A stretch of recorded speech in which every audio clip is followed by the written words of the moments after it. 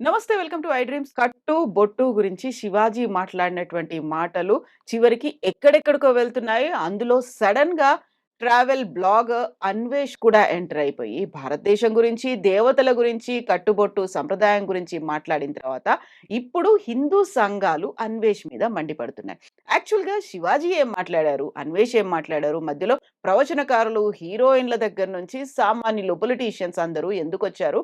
ఏం జరగబోతోంది? మనతో పాటుగా ఉన్నారు అడ్వొకేట్ పూజారి నాగేశ్వరరావు గారు. హలో అండి. నమస్తే. నమస్తే అండి. సో, ఎంటైర్ ఎపిసోడ్స్ చూస్తున్నారు మీరు. Series of episodes right from 'Shivaji' దగ్గర నుంచి ఇప్పుడు లేటెస్ట్‌గా వచ్చినటువంటి ఎపిసోడ్ 'అన్వేష్' మాట్లాడింది. ఏం జరుగుతోంది? ఎవరెవరు ఎందుకని రెస్పాండ్ అవుతున్నారు? రెస్పాండ్ అంటే దీంట్లో ప్రధానంగా ఏందంటే, ఇప్పుడు మీరెవరైతే ఇదంతా మాట్లాడుతున్నారో, సరే 'శివాజీ' గారంటే యాక్టర్ గాబట్టి ఆయనది వేరే విషయం అనుకుందాం. మిగతా వాళ్ళు ఎవరైతే ఉన్నారో, ఇప్పుడు ఎవరి అభిప్రాయం భారతదేశంలో ఎవరి అభిప్రాయాన్ని చెప్పడంలో తప్పు లేదు. భావ ఫస్ట్ ప్రకటన స్వేచ్ఛ ఉంది. ఉంటది. కానీ ప్రతి భావ ప్రకటన స్వేచ్ఛకు ఒక హద్దుంటది మళ్ళా. హ్మ్. నోరుంది గదా అని జెప్పేసి మనం ఇష్టం వచ్చినట్టు మాట్లాడలేం గదా! అది ఫస్ట్ పాయింట్. రెండోది ఎవరు మాట్లాడినా కూడా ఫస్ట్ అందరూ అర్థం చేసుకోవాల్సిన ఏంది అంటే ఏందంటే, మనం సొసైటీలో ఉంటాం. హ్మ్. ఓకే. ఇప్పుడు నేను ఒక పర్సన్ ఉన్నా. నేను సొసైటీలో ఉన్నా. నేను పీపుల్‌కి రిప్రజెంటేటివ్. ఏదో ఒక రోజొస్తా, మీడియాలో మాట్లాడతా కాబట్టి, ఆ మాట్లాడేదనేది అర్థవంతంగా ఉంటే సమాజానికి మంచి చేకూరుతది. ఒక బాధ్యత అనేది ఒక ఉంది. బాధ్యత అనేది ఉండాల. నువ్వు తిట్టడంలో తప్పు లేదు. ఒక హద్దు ప్రకారం తిట్టు. చండాల భాషలు, ఆ బూతులు, ఏందేందో చెప్పడాలు, అది సమాజానికి ఏం మెసేజ్ ఇస్తున్నారు మీరు? ఏం మెసేజ్ ఇస్తున్నారు చెప్పండి సమాజానికి? ఆ! అంత గలీజ్ మాటలు మాట్లాడడము, లేకపోతే పెట్టి చూపెట్టడాలు, ఏదేదో మాట్లాడాలు భారతదేశం మీద ఎంత ఎఫెక్ట్ పడతదది? ఇప్పుడు మనకు సోషల్ మీడియా అత్యధికంగా వాడేదెవరు? యూత్ ఎక్కువ యూతే గదా! వాడుతున్నారు. వాళ్ళని కాపాడుకోవాల్సిన బాధ్యత ఎవరికుంటది? మనకే గదా! మరి మనం కాపాడుకోవాల్సిన యూత్‌ని మనం ఏం నేర్పిస్తున్నాం వాళ్ళకు? బూతులు మాట్లాడడము, తొడలు కొట్టడాలు, లేకపోతే గలీజ్‌గా మాట్లాడాలు ఇవేనా మాట్లాడేది? ఒక్కలన్నా ఈ సమాజంలో బాధ్యత కింద తీసుకొని ఒక్కలన్నా తన అభిప్రాయాన్ని వ్యక్తపరుస్తున్నారా? ఒక పద్ధతి ప్రకారం తన అభిప్రాయాన్ని వ్యక్తపరచండి గానీ, దాన్ని పర్సనల్‌గా తీసుకొని బూతులు మాట్లాడడము అంటే నువ్వు ఏం నేర్పుతున్నావు సమాజానికి? అదే గదా నేను మాట్లాడేది. ఏం నేర్పుతున్నావు సమాజానికి నువ్వు? ప్రతి ఒక్కరికి ఒక కన్సర్న్ ఉంది. మేము కూడా బాధ్యతాయుతంగానే ఏం మాట్లాడుతున్నాము అనే ఒక మాట్లాడుతున్నారు? మాట. బాధ్యతంగా మాట్లాడినోడు బూతులు మాట్లాడమా? ఇప్పుడు ఇంతమంది మాట్లాడుతున్నారు గదా! ఆడవాళ్ళ బట్టల గురించి. మరి అదే ఆడవాళ్ళ బట్టల గురించి మాట్లాడేటప్పుడు వాళ్ళ తల్లినో, వాళ్ళ చెల్లెనో ఆ బట్టలేసుకోమని చెప్పండి చూద్దాం. దమ్ముంటే. ఏసుకోమని చెప్పండి చూద్దాం. అంటే తల్లి, చెల్లేమో వాళ్ళు మొత్తం కప్పుకొని ఉండాలా? బయట ఆడవాళ్ళేమో ఇప్పుకొని తిరగాలనా? నా బాడీ నా ఇష్టం అనేవాళ్ళు కొంతమందైతే. అమ్మ వాళ్ళకి ఇప్పుడు స్వేచ్ఛ మనం ఉండాలి. మీరెవరు అమ్మాయి హద్దులు గీయడానికి లేదు లేదు. అనేది. అమ్మాయిల వ్యక్తిగత స్వేచ్ఛను మనం ఏమంటంలేము. అమ్మాయిల వ్యక్తిగత స్వేచ్ఛను మనం ఏమంటలేము. వాళ్ళు వాళ్ళ బట్టలు వాళ్ళిష్టం. కానీ హ్మ్. మన భారతదేశానికి ఒక సంస్కృతి ఉంది. మనకొక కల్చర్ ఉంది. మనం ఈ భూమి మీద పుట్టినాం. ప్రతి దేశానికి ఒక కల్చర్ ఎట్లుంటదో దాన్ని పాటించాల్సిన బాధ్యత మనందరి పైన ఉంటది. దాని గురించే గదా మనకు ఆ గుర్తింపు. అదే కదా శివాజీ మాట్లాడింది. అదే గదా గుర్తింపు. ఆయన మాట్లాడే విధానంలో ఆయన యాక్టర్ గాబట్టి ఆయన ఆ ప అప్ అదే జెప్తున్నా నేను. ఆ పదాలు వాడాల్సింది గాకుండే అని జెప్తున్నా నేను. ఇప్పుడు ఒక ఆడపిల్లని ఒక వైపు నువ్వు గౌరవిస్తున్నావు, ఇంకో వైపు తిట్టేసినవు. హ్మ్. ఇప్పుడు నువ్వు గౌరవించింది ఎళ్ళిపోయింది. తిట్టింది హైలైట్ అయిపోయింది. అవును. నేనదే అంటున్నా గదా! నువ్వు ఒక స్టేజ్ మీద మాట్లాడేటప్పుడు మనం గౌరవంగా మాట్లాడితే చూసేవాళ్ళు గూడా రిసీవ్ చేసుకుంటారు. అట్లా. అంతే తప్ప మనము దాని పైన నోరుంది గదా! అని జెప్పేసి ఇష్టం ఉన్నట్టు మాట్లాడితే, నేను జనరల్‌గా ఎవరి పర్సనల్ విషయాలకి ఇరకను గానీ, నాకు బాధ అనిపిచ్చేది ఏంది అంటే ఏందంటే, నువ్వు ఎన్నో కూసుంటావు, ఎక్కడో కూసుంటావు. నీకు ఒక కెమెరా ఉంది గదా! అని జెప్పేసి నువ్వు సభ్య సమాజానికి ఏం మెసేజ్ ఇస్తున్నావు నువ్వు? ఏం మాట్లాడుతున్నావు నువ్వు? సత్యం, ధర్మం తన వైపు ఉంది. తనతో పాటుగా ఒక వినాయకుడు ఆ! భగవద్గీతను వెంట పెట్టుకొని నేను తిరుగుతూ ఉంటాను. లేటెస్ట్ వీడియోలో అన్వేష్ చెప్పినటువంటి మాట ఇది. ఇప్పటిదాకా 188 దేశాలు తిరిగాను. ఇక తిరగడానికి ఏం లేవు. 2026 అంతా నాది. ఫస్ట్ నేనే ఆయనొచ్చి మాట్లాడతాను అనే మాట. ఫస్ట్ ఆయన్నొచ్చి ఇండియాలో తిరగమని జెప్పండి చాలు. హ్మ్. 188 దేశాలు పక్కన పెట్టి ఫస్ట్ ఇండియా రమ్మని జెప్పండి చాలు. ఆ! ఫస్ట్ ఇండియాకొచ్చి తిరిగి ఇక్కడ జేసే పోరాటం లేదు గానీ, నువ్వు ఆన్‌లైన్‌లో పోరాటం జేస్తావు. ఏం మారుస్తావురా అయ్యా నువ్వు? ఏం మారుస్తావు చెప్పు? ఏదో మారుస్తా అంటావు. ఏం మారుస్తావు? ఆన్‌లైన్‌లో కూర్చొని మారుస్తావు. అత్ తెలివుండాలా మాట్లాడటానికేమన్నా. అత్యాచారాలు విపరీతంగా అయిపోతున్నాయి. 60,000 ఆయన దగ్గర పైగా డేటా లేకపోతే నన్ను అడగమని జెప్పు. ఆయన దగ్గర డేటా లేదనుకో నన్ను అడగమని చెప్పు. నేను ఆన్సర్ చెప్తా. ఆ! అత్యాచారాలు ఇండియాలోనే లెవ్వు. ప్రపంచ వ్యాప్తంగున్నాయి. ఆయనైతే ఎట్లయితే 188 కంట్రీస్ తిరిగిండో, నేను గూడా అన్ని దేశాలు తిరుగుతున్నా నేను గూడా. ఆ! నేను లండన్ పోతున్నా, అమెరికా పోతున్నా, అన్ని దేశాలు పోతున్నా నేను గూడా. నేను పని మీద పోతున్నా. తిరగడానికి పోతానులే. అక్కడ గూడా ఉన్నాయి అత్యాచారాలు. ఈ భూప్రపంచంలా ఏ దేశంలో లేవు మహిళల మీద అత్యాచారాలు చెప్పమనండి. మన ఇండియాని హైలైట్ జేస్తారు. ఎందుకంటే మన ఇండియా పీఆర్ఓలో వీక్ ఉంది గాబట్టి, మన దగ్గరున్న కంట్రోలింగ్ సిస్టమ్ లేదు గాబట్టి అది జేస్తున్నారు. ఫారిన్ కంట్రీస్‌లో ఎందుకు లేవు? యూకేలో లెవ్వా? అమెరికాలో లెవ్వా? నేనిస్తా డేటా రమ్మని జెప్పండి. వస్తాడా? పోరాడేటోడు యుద్ధంలో ఉండాల. ఆ! ఎవడో యుద్ధం చేస్తుంటే ఒక స్టేజ్ మీద కూర్చొని నేను కత్తులు తిప్పుతా, అట్లా తిప్పుతా, ఇట్లా తిప్పుతా కాదు. నీకు దమ్ము ఉంటే, ధైర్యం ఉంటే యూ కమ్ టు ఇండియా. ఇక్కడ నిలబడు, పోరాడు, జనాలను మార్చు. ఇప్పుడు ఆయన్ని ఇట్లా ఆన్‌లైన్‌లో కూర్చుంటే జనాలు మారతారు. రప్పించాలని ఆయన మీద పోలీస్ కేసులు పెట్టారు. ఎఫ్ఐఆర్ పెట్టారు. ఆయన్ని అరెస్ట్ చేయాలన్నారు. అవన్నీ పాసిబుల్ అవుతాయా? ఎఫ్ఐఆర్ చేస్తే చేస్తారు. చేస్తే ఇండియన్ పాస్‌పోర్ట్ ఉంటే ఎక్కడున్నా ఇండియాకి రావాల్సిందే. ఓకే. ఇండియన్ పాస్‌పోర్ట్ ఉందనుకోండి, ఉందంట. ఇండియన్ ఉంటే ఇండియాకి పాస్‌పోర్ట్. రావాల్సిందే. ఎందుకంటే రెన్యువల్ చేసుకోవాలా. రెన్యువల్ చేసుకోవాలంటే 10 సంవత్సరాలకైనా ఎక్స్‌పైర్ అయితది కదా పాస్‌పోర్ట్. రెన్యువల్ జేసుకోవాలంటే ఆయన మీద కేసులున్నాయా లేదా వెరిఫికేషన్ జేస్తారు. ఒకవేళ కేసులు పెండింగ్ ఉన్నాయనుకో, బాబు రమ్మని జెప్తారు. దాన్ని దాన్ని రెన్యువల్ చేయరు. ఓకే. కాబట్టి ఆయనకి ఇండియన్ పాస్‌పోర్ట్ ఉంటే ప్రపంచంలో నువ్వు 188 దేశాలు కాదు గదా! ఇంకా లేని దేశాలు తిరిగినా గూడా మనం ఇండియా రావాల్సిందే. హ్మ్. ఒకవేళ నువ్వు ఇండియన్ పాస్‌పోర్టు కాకుండా వేరే కంట్రీ పాస్‌పోర్ట్ కొనుక్కుంటా అంటే మనం దానికి ఏం జేయలేం. ఎందుకంటే మనకు కొన్ని దరిద్రపు దేశాలున్నాయి ఈ ప్రపంచంలో. నీకొక రూ. 1,00,00,000 నీ జేబులో ఉంటే నీకు వేరే దేశపు పాస్‌పోర్ట్ వాట్సాప్. ఇచ్చేస్తారు. నువ్వు పౌరసత్వం ఉంటది. నేషనాలిటీ గూడా ఇచ్చేస్తున్నారు. ఇండియాలో కూర్చొని ఇంట్లో కూర్చుంటే ఇస్తున్నారు. ఆ! కాబట్టి అట్లా ఏమన్నా వేరే పాస్‌పోర్ట్ తీసుకుంటే మనం ఏం చెప్పలేము. పోరాటం అనేది ఇప్పుడు ఆయన చెప్పేది ఎట్లుందంటే, పోరాటం అనేది ఆన్‌లైన్‌లో చేసేది కాదురా అయ్యా! రా ఇక్కడ కూర్చో, చెయ్యి, నిరూపించుకో, ఒక్కడినన్నా కాపాడు. ఏంది ఆయన చేసే పోరాటం?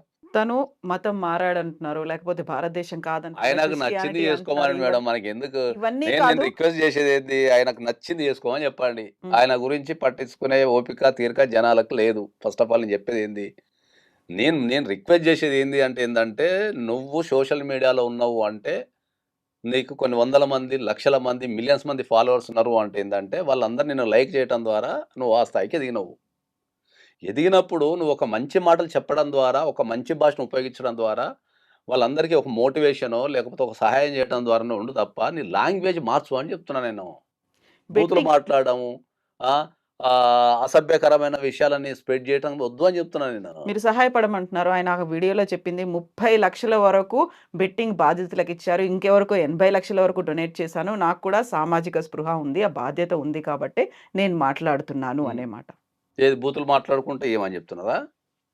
ఏది నువ్వు స్ప్రెడ్ చేసేది బూతులు మాట్లాడుకుంటా పైసలిమ్మని చెప్తున్నారా అమ్మ? ఇప్పుడు మీరొక మాటన్నారు. భావ ప్రకటన స్వేచ్ఛ ఉంది. దానికంటూ లిమిట్స్ ఉండాలి. ఆ లిమిట్స్ గీసేదెవరు? ఇక్కడ లిమిట్ క్రాస్ అయింది అంటే కేసులు పెట్టాలి. లేకుంటే వాళ్ళని బూతులు ఆన్‌లైన్‌లో మాట్లాడడం అనేది భావ ప్రకటన శిక్ష కిందకొస్తదా? నేను ప్రధానంగా మాట్లాడేదేంది అంటే, నువ్వు ఆన్‌లైన్‌లో మాట్లాడే బూతుల గురించే మాట్లాడుతున్నా. నీకంతమంది ఫాలోయర్స్ ఉన్నప్పుడు, నువ్వు ఎంత బాధ్యతాయుతంగా మాట్లాడాలా? ఎంత మంచిగా మాట్లాడాలా? ఒక విషయాన్ని జెప్పు. ఒక ప్లేస్‌కెళ్ళినప్పుడు జెప్పు తప్ప, నువ్వు అందరి పర్సనల్ విషయాలలో దూరిపోయి నువ్వు ఏదో సమాజాన్ని ఉద్ధరించినట్టు ఆ! ఈ వీడియోలు వాస్తవమా? కాదా? ఇది నాకైతే తెలవదు. ఎందుకంటే ఆయన మాట్లాడినయా? ఇప్పుడున్న టెక్నాలజీకి ఏఐ చేస్తున్నారా? ఏందనేది తెలవదు. కానీ నేను చూసిన కొన్ని వీడియోలలో అయితే అంటే నేను రెగ్యులర్‌గా ఉంటా కాబట్టి, నువ్వు ఏం చెప్తున్నావు సమాజానికి?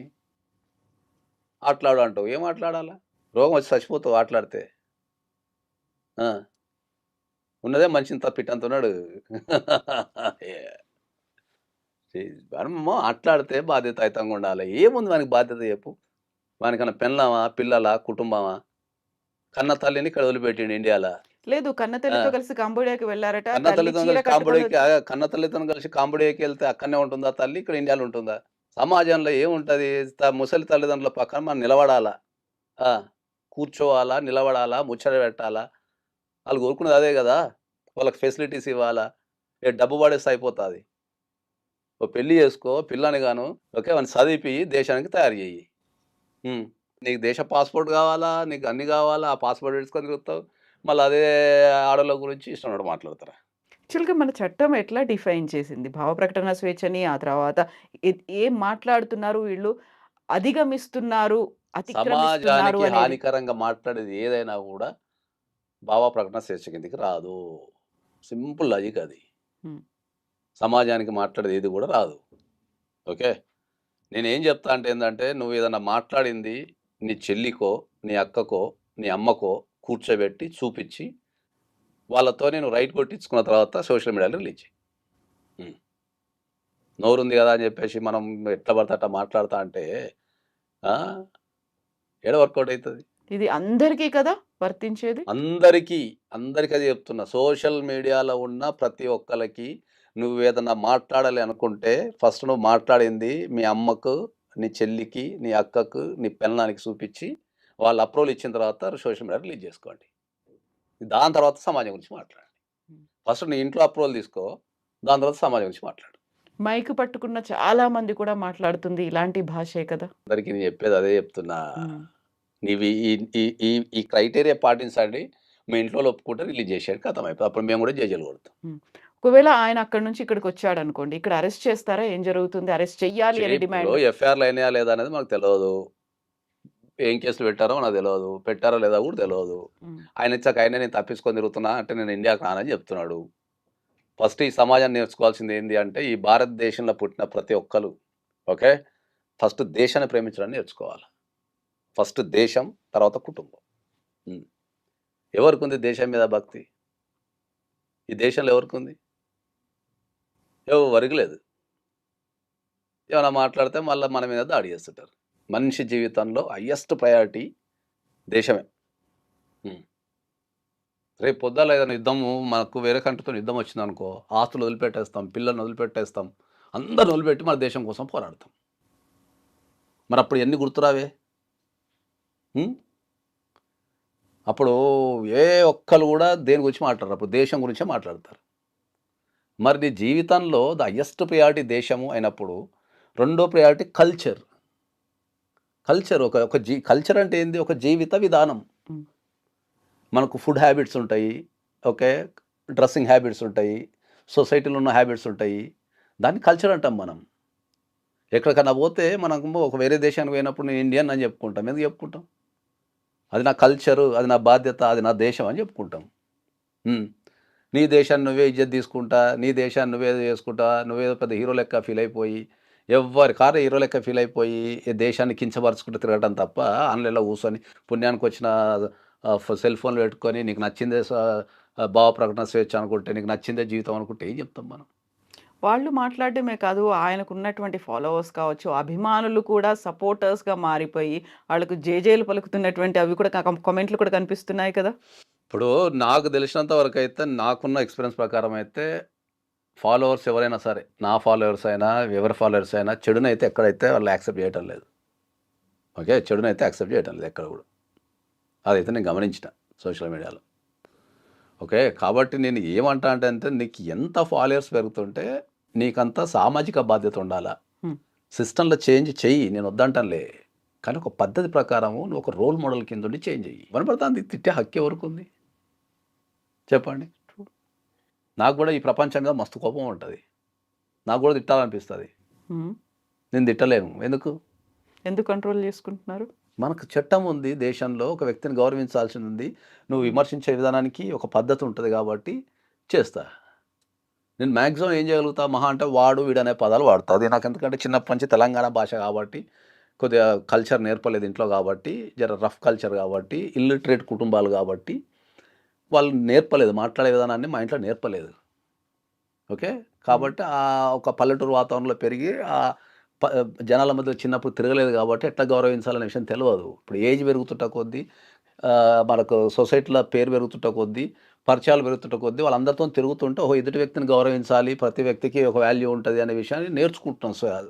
నేర్చుకున్నప్పుడు ఏమైతది ఇంకా డౌన్ టు ఎర్త్ అయిపోతున్నాం. ప్రతి ఒక్కరిని గౌరవించడం నేర్చుకుంటాం. వాళ్ళకు అభిప్రాయం విలువనియటం నేర్చుకుంటున్నాం గాబట్టి అది ఉంటది.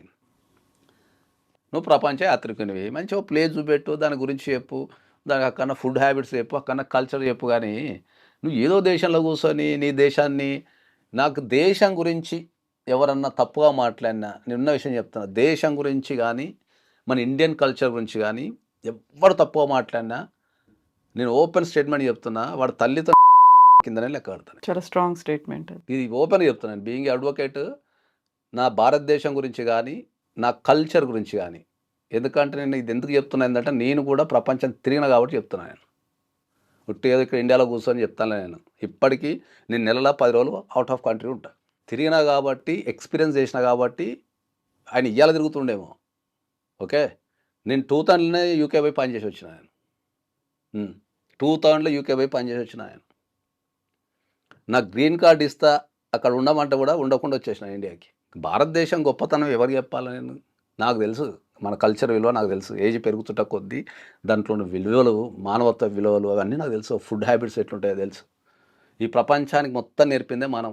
కర్మగాలి మనం ఇప్పుడు అనుభవిస్తున్నాం తప్ప, ఈ దేశంలో నీకు ఈ దేశం గురించి చెప్పదలుచుకుంటే అసలు నా జీవితకాలం కూడా సరిపోదు. ఈ దేశంలో, ఈ భూప్రపంచం మొత్తం మీద ఆడవాళ్ళని మొక్కే సంస్కృతి ఒక భారతదేశంలో మాత్రమే ఉంది. గల్లీకి ఒక అమ్మవారు ఉంటారు మన దేశంలో. గల్లీకి. వాడు ఎంత పెద్ద మొగోడైనా సరే, ఎంత పెద్ద డార్కర్ అయినా సరే, ఎంత పెద్ద వ్యక్తి అయినా సరే, లాస్ట్కు మనకు ప్రధానమంత్రి అయినా, సీఎం అయినా సరే, ఆడపిల్లలకు మొక్కాల్సిందే దేశంలో. రకరకాల పేర్లతోని రకరకాలుగా పిలుచుకుంటాం మనం అసలు. అర్థమైందా? ఈ ప్రపంచంలో ఒక్కరిని చూపించమనండి ఆడపిల్లల్ని మొక్కేది, అమ్మవారిని కొలిచేది ఒక్కరిని చూపించమనండి. పెద్ద పెద్ద ఉత్సవాలు చేస్తాము, పోతాము, అంత గౌరవిస్తాం మన ఆడవాళ్ళకి.